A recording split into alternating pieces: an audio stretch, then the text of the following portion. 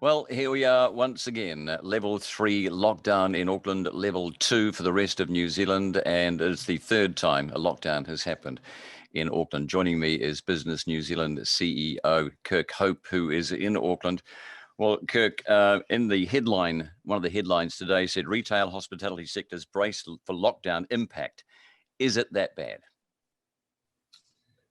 For some, it will be in terms of not being able to open at all, where their only kind of form of business is person to person. There's a range of, particularly hospitality businesses, that can still operate if they can do it contactlessly. For example, if you've got an app where you can order a coffee and they can drop the coffee to you and you don't, or not directly to you, but in a place where you can pick it up, they can continue to operate. And there's been a range of cafes that have been doing this.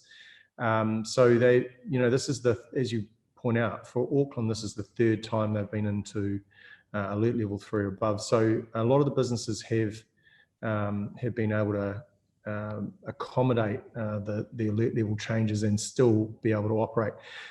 A couple of observations that I make: the process for moving across boundaries for particularly essential workers.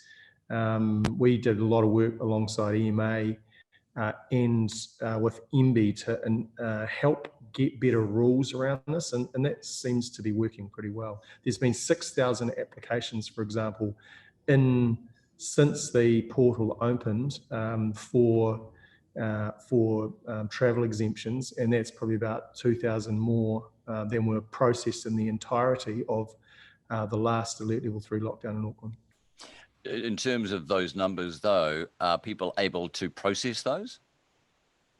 So what's happened is they created a portal, so there's no personal processing. Okay. What happens is you provide your application. Depending on which industry you're in, you'll be provided with a travel certificate. You display that travel certificate, and the police then will let you through any regional boundaries. So a much smoother process than, in particular, what happened in the last time in alert level 3 in Auckland. I spoke to Michael Barnett yesterday, and he said going hard and going early is a good thing. And we have to appreciate being one of the luckiest countries in the world at this point. But it is only 3 days. Now, is it 3 days that are going to be bad for business, or can we cope with 3 days? I guess what I'm asking is, what's the length before things are really going to hurt?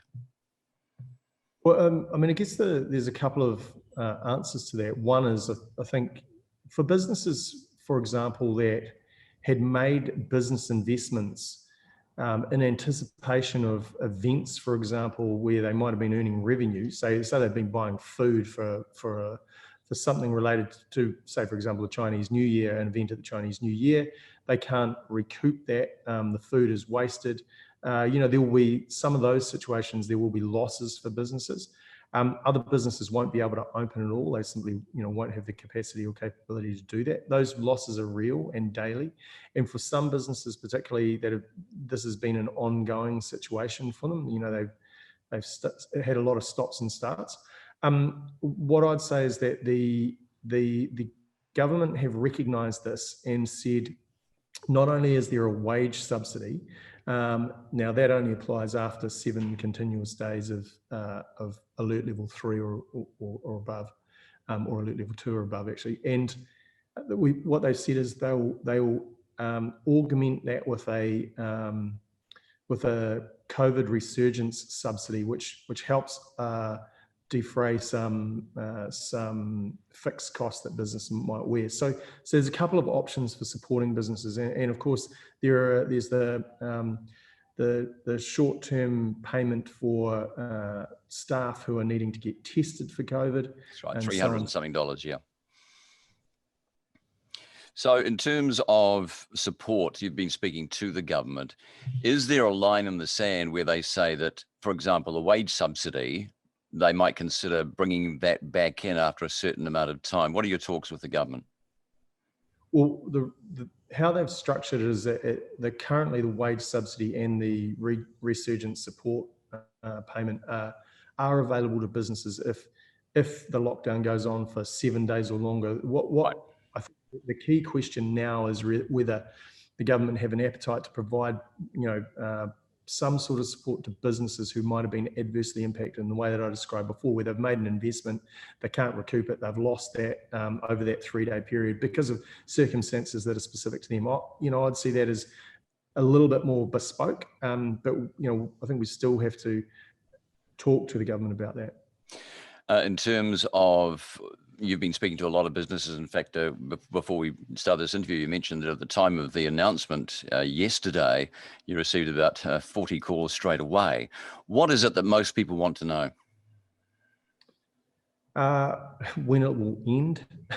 I think that's probably the simplest answer. Look, I mean, I think what they wanted to know was that the rules would be quite clear. And I think this time for Auckland, the rules have been clear. And as I described, I think the process for businesses wanting to cross borders has been simpler. More businesses have an understanding of what they can do to operate safely. So some of the sharper edges have come off. I think the question is, and the challenge is, when these lockdowns or these alert level increases go on for a prolonged period of time. So the key thing that I think everyone is keen to get ahead of is the information around, the health information around contact tracing and testing and so on and so forth, because the quicker that all of that stuff is deployed, the quicker we can get back to lower alert levels. What has this told us about complacency? Because there's still a lot of people who do not use the QR code, people who don't believe they even necessarily do. Places like the South Island, who are sitting there going, well, why should we bother? But at the end of the day, we know that this can get out pretty quickly, and the complacency has to stop, doesn't it? Yeah, I mean, I think everyone needs to really focus on using those QR codes, because it's information that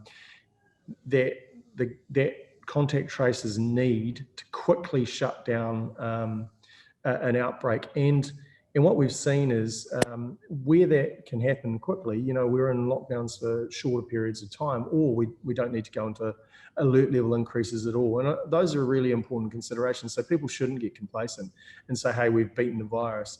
I mean, I think the other thing, which is an important consideration, which the government announced only on Friday, seems a long time ago now, is that they'll be deploying, they will be receiving the vaccine, and that border workers will be vaccinated voluntarily, of course. I mean, I think it's incumbent on all of us to think about, get as much clear information about the costs and benefits of vaccination for people in workplaces to help them understand certainly why they should or should not get vaccinated.